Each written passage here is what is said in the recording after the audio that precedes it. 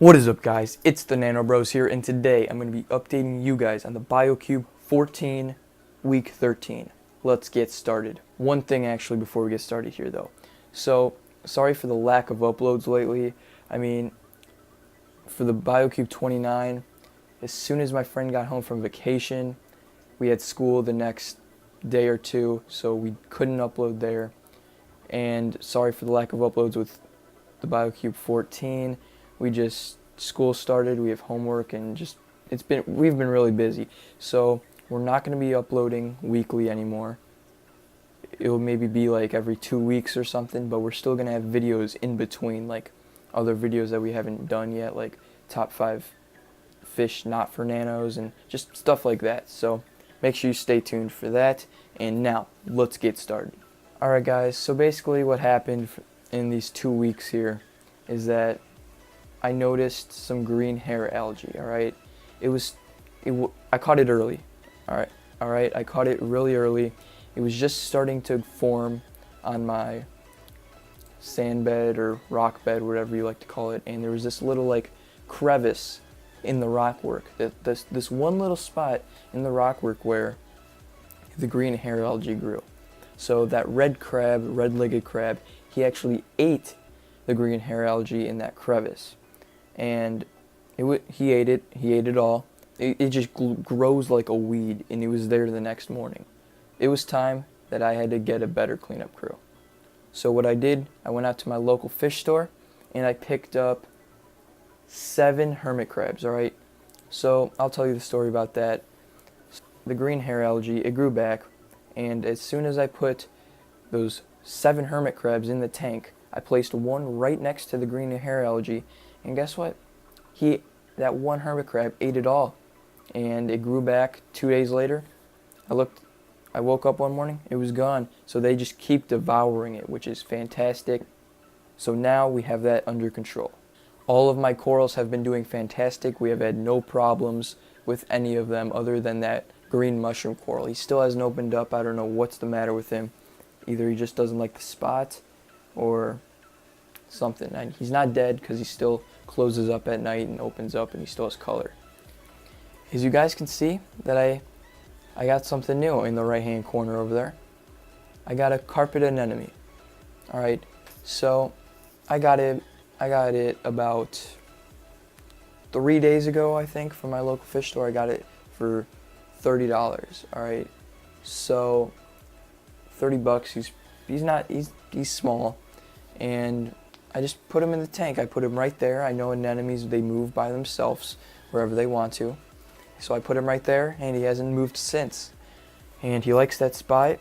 And basically, my clownfish, he always used to rub up against the Duncan coral right there. That's like right above the anemone. And he always used to rub up against him. And so I put the anemone right there, because that spot was kind of bare, and I wanted something right there. So I found that at my local fish store. And the first day or two, the clownfish didn't host him, and I didn't do anything to host him. I didn't like put the anemone in a breeder box and put the clownfish. I just put the anemone in the tank, gave it about 2 days, and the clownfish was hosting him, just like he is right now. I don't know, it just happened. He found him in the tank. I mean, mine's a smaller tank. It's 14 gallons, so it would be easier for him to find the anemone. More like maybe like 90-gallon tanks or like 50 or 40-gallon tanks. It would be maybe a little bit harder for him to find the anemones. Yeah, but he's hosting him, and I enjoy watching him host the anemone, and it's just great. Here's a close-up, guys, of the anemone and the clownfish. I don't know, he's looking right at the camera right now. I don't know. Oh, yeah, there he goes.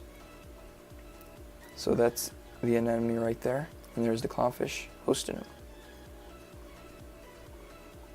My royal grama has been doing fantastic.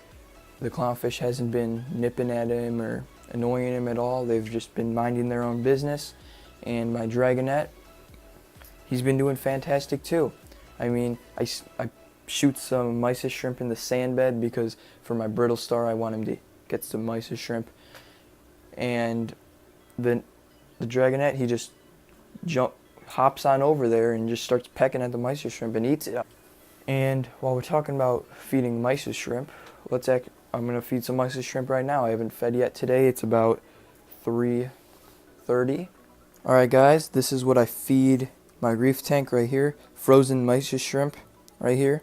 This is what I feed them, and how I feed them is I actually get a container full of, not full of, but I put some RODI water in there, and then I just put the cube in, and it's good for about 2 or 3 days. So you can just siphon it right out of the container and put it in the tank, and it'll last for about 2 to 3 days, and then it'll start smelling, and you're just gonna have to put some more mysis shrimp in there.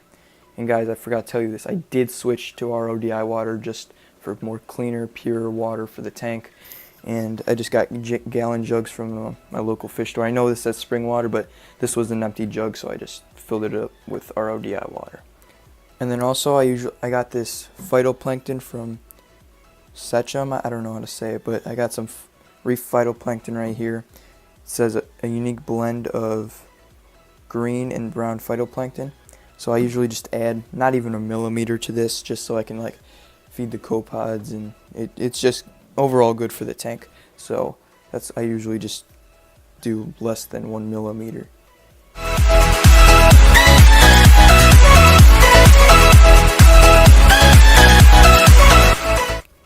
Alright guys, so now I'm just gonna wait for this to thaw out, and then we'll get to feeding. Guys, it's just got done thawing out. Here it is. It's kind of foggy, you can't really see it, but what I do here, make sure you guys can see that. Nope, you can't. So what I do here is I just get I get this syringe from Petco. It's like $2.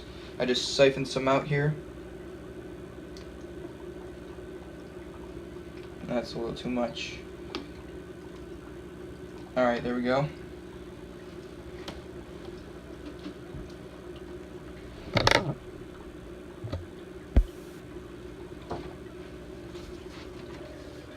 I'm going to feed all my corals except the zoanthids and the candy canes and the mushroom coral. So first I turn off the power head. I'm going to let all the water kind of settle down here. And what I'm going to do now is, here we go. So I'm going to I'm going to shoot some by the anemone and the clownfish in the corner over here, so then the clownfish can feed the anemone. So here we go.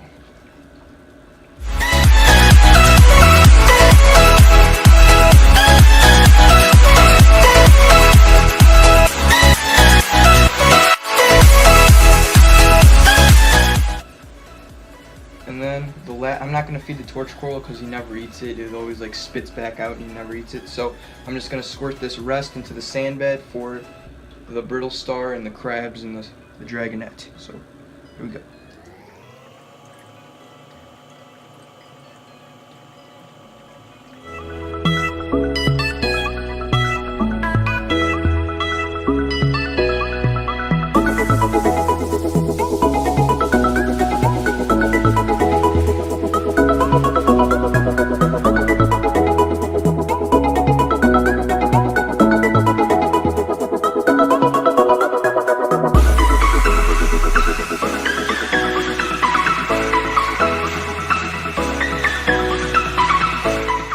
Alright guys, thank you guys for watching this video. Please like, comment, and subscribe. Let's get to like 100 subscribers. We're more than halfway there. And thank you guys for watching. This is the Nano Bros, and we're out.